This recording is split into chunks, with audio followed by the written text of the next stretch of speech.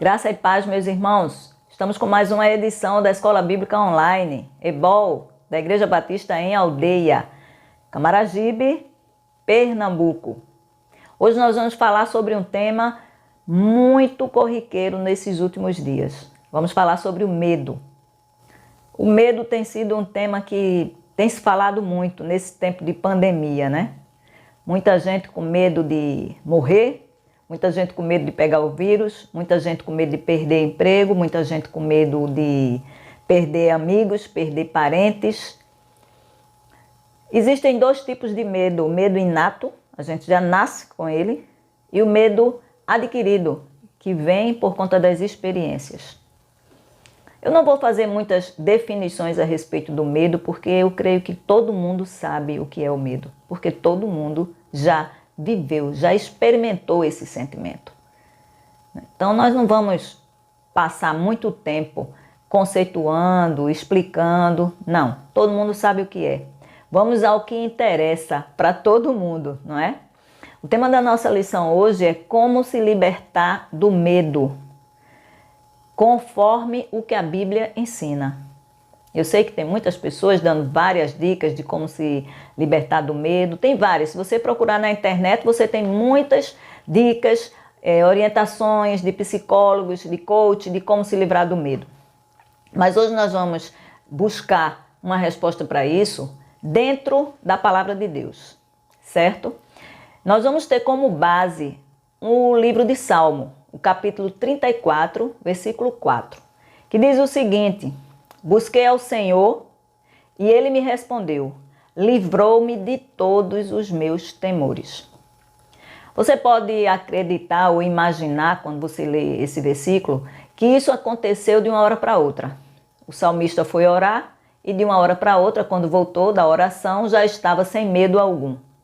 Mas pelo que a gente vai estudar da palavra, a gente vê que a coisa não aconteceu assim tão rápido. Eu costumo dizer que Deus não tem varinha mágica. Embora Ele possa transformar tudo de uma hora para outra, conosco Ele trabalha em processos. Processo e com a nossa cooperação. Então nós vamos ver como foi que Davi se livrou dos temores dele, ou então como foi que Deus livrou Davi dos temores que ele tinha. E o texto diz que livrou de todos os temores, de todos os medos que Davi tinha, Deus o livrou. Eu não sei qual é o medo que você carrega dentro de si, qual é o medo que você está vivendo agora, mas eu creio que essa palavra que nós vamos ver aqui hoje pode te ajudar. Vamos falar sobre 3 pontos, sobre como acontece esse processo. O primeiro ponto está na primeira oração. Ele diz, busquei ao Senhor. Você sabe que existe uma diferença entre buscar o Senhor e buscar as bênçãos que o Senhor pode dar? Eu vou lhe mostrar isso na Bíblia.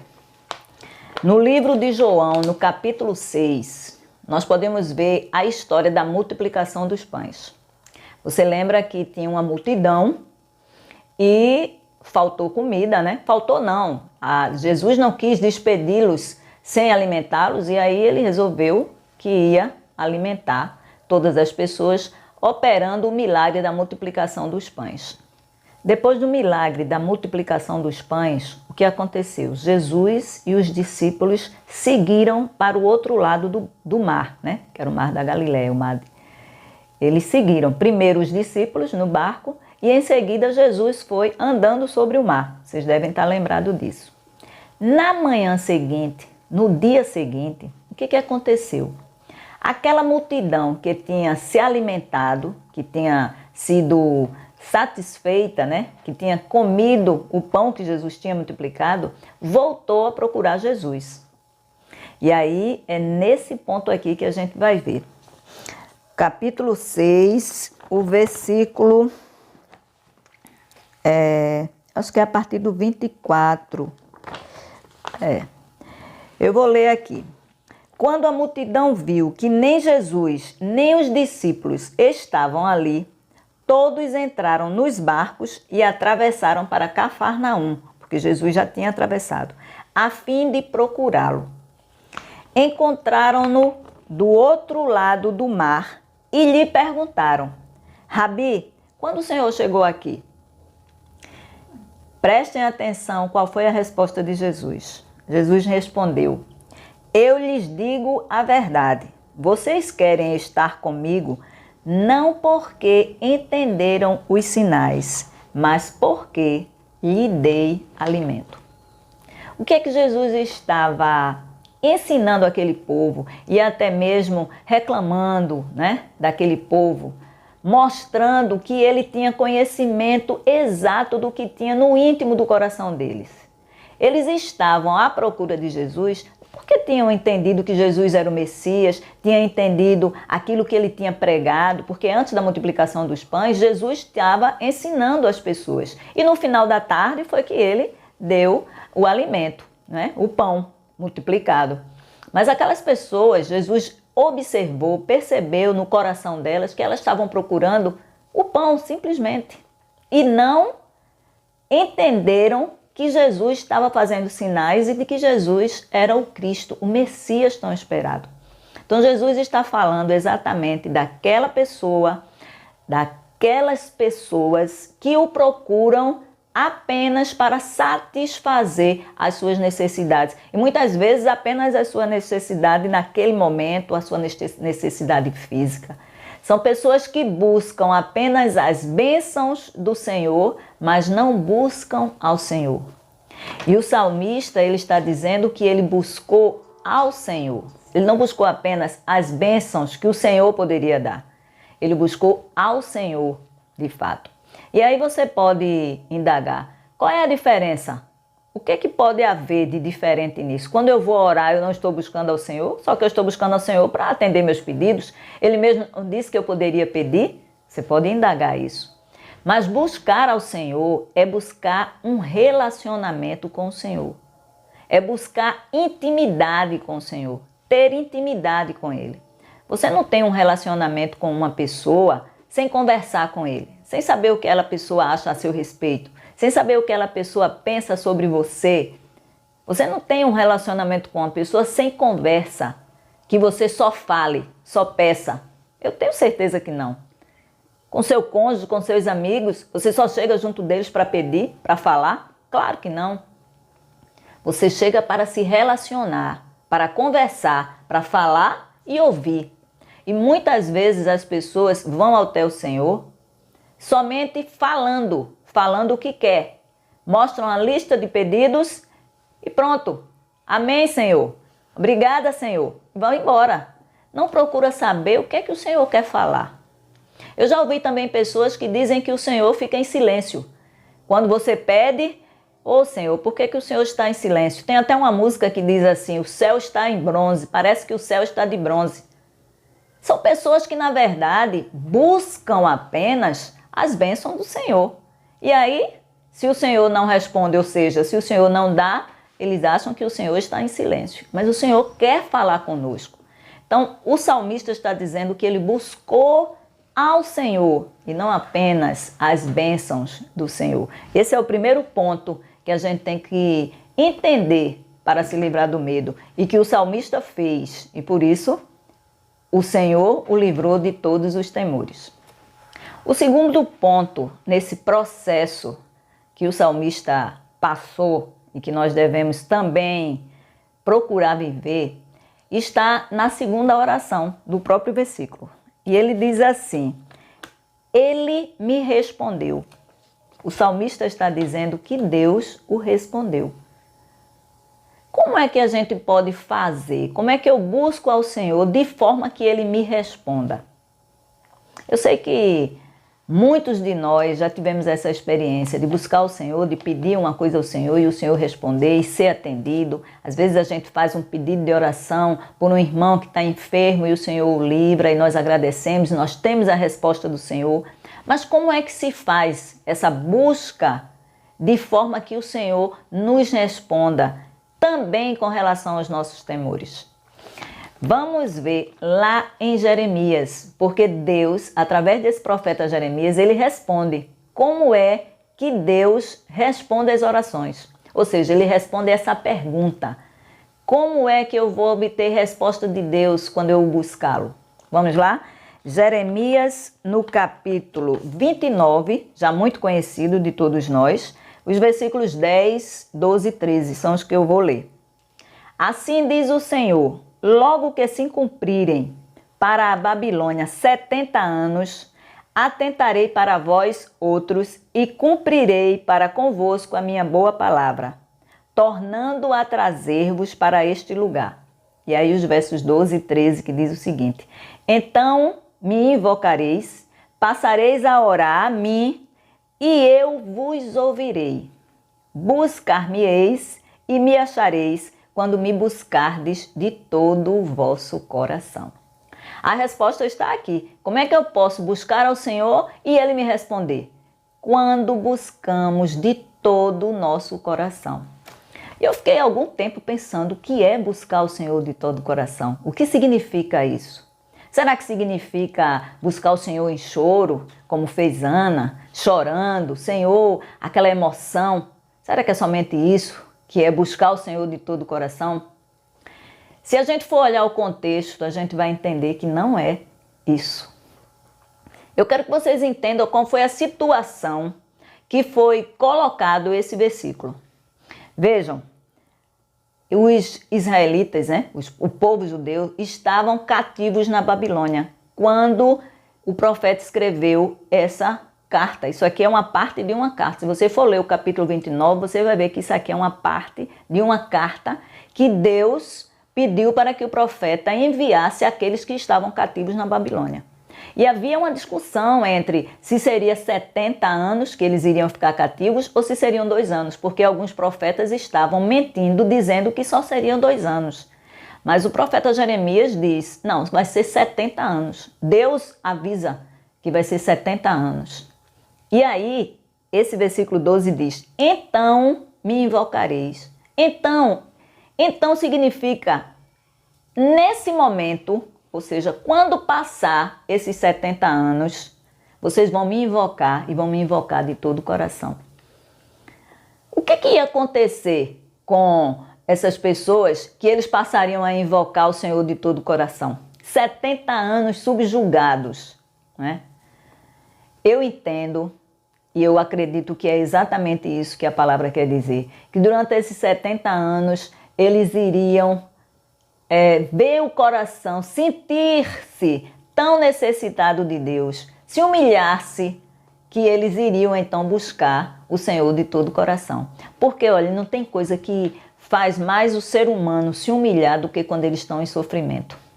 Não tem coisa que faz mais o ser humano se ser humilde do que quando ele está passando por uma grande dificuldade. Ele olha para si e ele diz, eu realmente não sou nada.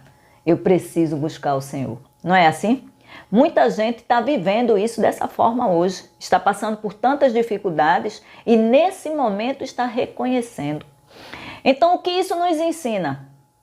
Que buscar o Senhor de todo o coração implica em ter humildade. Nós precisamos ser humildes. A palavra de Deus diz que Deus resiste aos soberbos. Qual é a diferença entre o soberbo e o humilde? O soberbo acha que é. Ele acredita que ele pode. Ele não precisa de Deus. Então ele não vai buscar o Senhor, muito menos buscar de todo o coração. Já o humilde não. O humilde ele se reconhece necessitado. O salmista diz assim, eu sou pobre e necessitado, porém o Senhor cuida de mim. Ele reconhece que ele é necessitado do Senhor. E é exatamente essa humildade, esse reconhecimento de quem você é diante do Senhor, que vai fazer com que o Senhor te escute. Porque Ele dá graça aos humildes. É isso que diz a palavra de Deus. Então, buscar o Senhor de todo o coração implica, com certeza, buscar o Senhor com humildade. Quando nós nos reconhecemos na posição de necessitados diante de Deus, necessitados de perdão, necessitados de amor, necessitados do cuidado dEle, quando nós reconhecemos que de nós mesmos nós não temos força, de nós mesmos nós não temos nem o fôlego, porque o fôlego foi nos dado pelo Senhor. Quando nós reconhecemos isso, o Senhor abre os seus ouvidos para nós, porque os ouvidos dele não estão tapados. Ele escuta quando nós abrimos o nosso coração com humildade. Mas há ainda uma outra coisa que significa buscar o Senhor de todo o coração. A palavra de Deus diz que não há como se aproximar do Senhor sem que se acredite nele. Ora, precisamos então de fé. Precisamos crer que o Senhor não apenas existe, mas é galardoador daqueles que o buscam. O Senhor está atento àqueles que o buscam com humildade, e por buscá-lo já se demonstra que tem fé. Então, para buscar o Senhor de todo o coração, é necessário humildade e, sem sombra de dúvida, principalmente a fé. Eu preciso crer no Senhor para buscá-lo de todo o coração. E agora vamos então partir para o terceiro ponto. Nós já vimos que o primeiro ponto é buscar o Senhor, em vez de simplesmente buscar as bênçãos do Senhor. Buscar o Senhor de todo o coração, que significa buscá-lo com humildade e principalmente com fé. E agora vamos partir para esse ponto, onde o salmista diz: Ele me livrou de todos os meus temores. Eu já disse no início e vou repetir. Isso não acontece de uma hora para outra.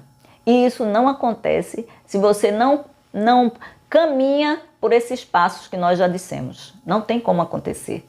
Você primeiro tem que fazer essas duas coisas que já falamos. E agora você vai ver como se dá esse processo de livrar-se dos temores. Primeiro, João foi o apóstolo de Jesus, conhecido como o apóstolo do amor. É o apóstolo que estava mais junto de Jesus. É o apóstolo que estava com a cabeça inclinada naquela ceia, porque era o apóstolo que recebia mais o amor de Jesus. Essa era a verdade.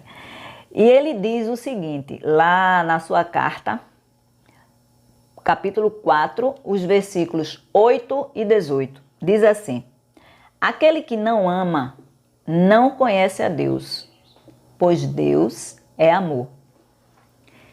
No versículo 18 diz: No amor não existe medo, antes o perfeito amor lança fora o medo. E agora, ora, o medo produz tormento. Todos nós sabemos, né? Aquele que teme não é aperfeiçoado no amor. Quando eu li esses versículos, eu confesso que eu fiquei, quando eu lembrei dos meus temores, né, dos meus medos, eu disse: eita, Senhor, eu preciso aprender, eu preciso amar mais. Foi essa a primeira ideia que me veio, o primeiro pensamento. E quando eu falei sobre esse versículo com outra pessoa, uma pessoa muito querida minha, a primeira impressão foi a mesma. Não concordo com isso não. Como assim? Quer dizer que o meu medo é porque eu não amo direito? Todo mundo já pensa isso, sabe? Mas não é isso que esse texto está dizendo. São verdades. Ele diz: o perfeito amor lança fora o medo. Certo? E ele diz que o medo produz tormento. Todos nós sabemos disso. Aquele que teme, aquele que tem medo, não está aperfeiçoado no amor. Mas deixa eu falar. À medida que você busca ao Senhor, e à medida que você o busca de todo o coração, naturalmente, vai acontecer uma coisa.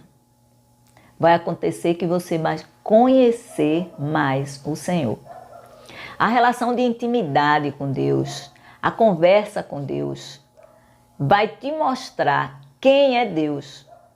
Embora nós não tenhamos condição, nós não tenhamos capacidade de compreender quem é Deus na sua totalidade, né? Paulo diz que nós vemos hoje as coisas como se por um espelho. Nós não vemos como ela realmente é, porque nós não temos a capacidade de enxergar isso. Mas à medida que você vai se relacionando com Deus intimamente, conhecendo o que Ele pensa a seu respeito, conhecendo o que Ele diz sobre você, conhecendo o que Ele faz por você, conhecendo o quanto Ele ama você, à medida que você vai tendo esse conhecimento, a sua mente vai mudando. E eu vou dizer uma coisa, os seus medos vão embora. À medida que você descobre quanto Deus te ama, o quanto de cuidado Ele tem com você, não tem como você ficar com medo, porque você sabe que Ele está cuidando de você. Então, quando João está dizendo aqui, o medo produz tormento, aquele que teme não é aperfeiçoado no amor, na verdade ele está dizendo, não é aperfeiçoado em receber o amor, não é aperfeiçoado em conhecer o amor. Ora, se ele diz anteriormente que Deus é amor, e ele está dizendo que a pessoa aqui que teme, que ainda se mantém medroso, se mantém preso aos medos, escravo do medo, essa pessoa ainda não está aperfeiçoada no amor, não é porque essa pessoa não ama. De fato, essa pessoa ainda não sabe amar, porque nós só podemos amar de verdade quando nós recebemos o amor de Deus. E isso envolve algo que faz parte do segundo ponto, que é a fé. Deus ama você. E eu sei que pelos percalços que a vida coloca, às vezes pela forma da criação, a forma como fomos tratados pelos nossos pais, ou dependendo das experiências, nós às vezes alimentamos algo muito forte, que é nós somos não aceitos, nós não somos pessoas suficientemente boas, né? Muita gente tem isso, muita gente acredita assim, que não é suficientemente boa. E aí, por conta disso, tem dificuldade de acreditar e receber o amor de Deus. Mas quando você recebe esse amor de Deus, você vai saber amar, você vai estar se aperfeiçoando no amor. E quando isso acontece, eu te garanto, o medo vai fugindo pouco a pouco. E acontece, não acontece de forma automática, mas acontece gradativamente e sem que até que você se dê conta naquele momento. Mas é isso que acontece. Porque quando vem uma situação difícil, você lembra do amor de Deus, você lembra do cuidado de Deus, e aí o medo, não vou ficar com medo, o medo desaparece. Com essa pessoa que eu conversei a respeito do medo, que eu li esse versículo aqui, essa pessoa disse, eu tenho medo de ficar sem dinheiro, de não ter dinheiro suficiente para a vida. Veja, muita gente tem esse medo, talvez até você mesmo tenha esse medo. E aí eu disse para a pessoa, Deus não cuida de você? E aí a pessoa lembra. O simples fato de lembrar que Deus cuida, é verdade. Se Deus cuida de mim, para que ficar com medo?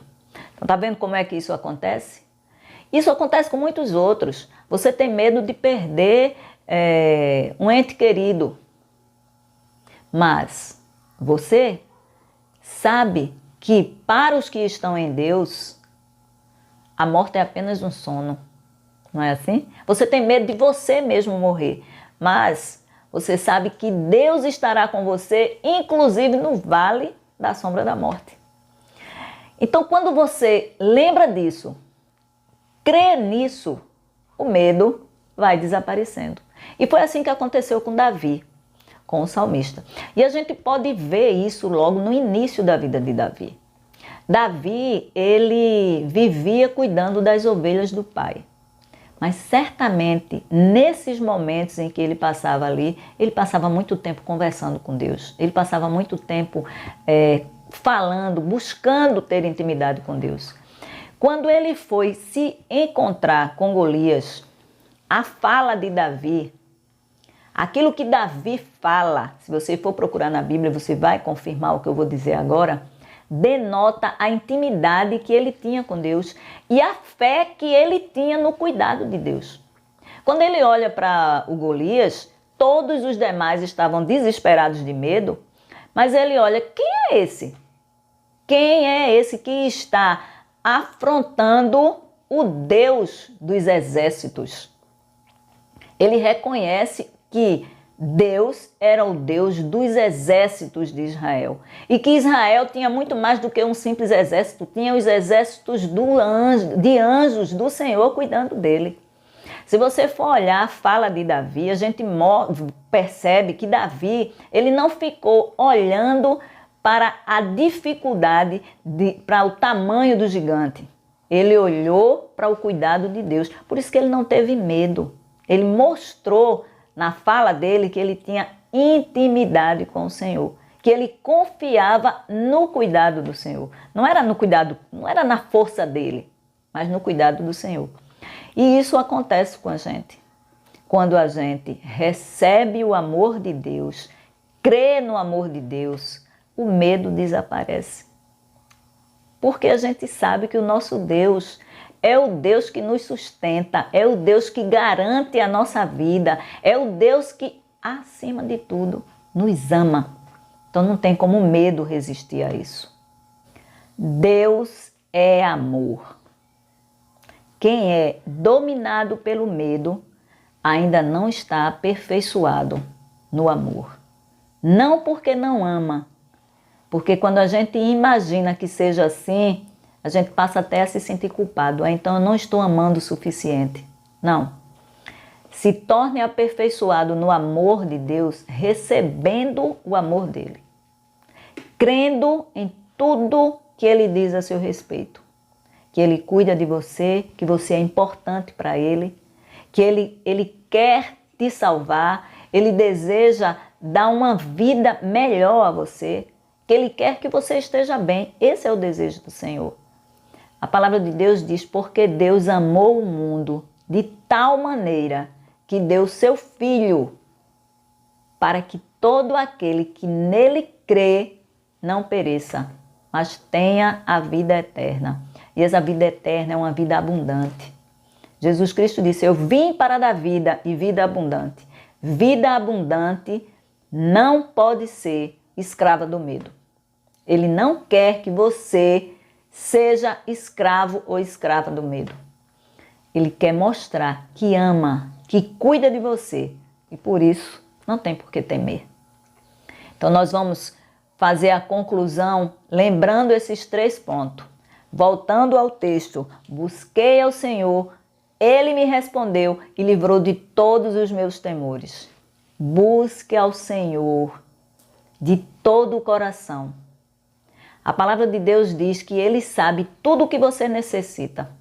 Ainda se você chegar junto dele e não fizer nenhum pedido, mas simplesmente disser, Senhor, eu estou aqui, eu quero ouvir o que você tem para me dizer. Se você buscar intimidade com o Senhor, Ele vai te falar, vai falar contigo, vai responder, vai te livrar de todos os temores. E Ele responde quando nós buscamos de todo o coração.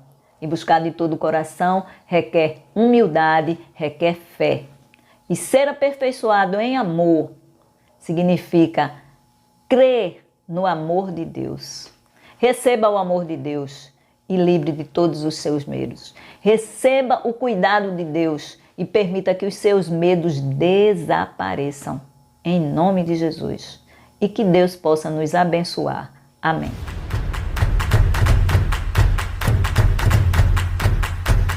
Vou esperar do Senhor. Você conhece de Deus? Me mostra. Hoje eu quero.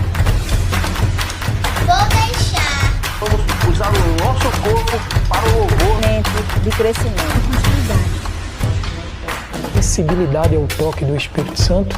Estamos falando. Ele comandando a Zona Sul do Rio de Janeiro com mais de 100 para a religiosidade.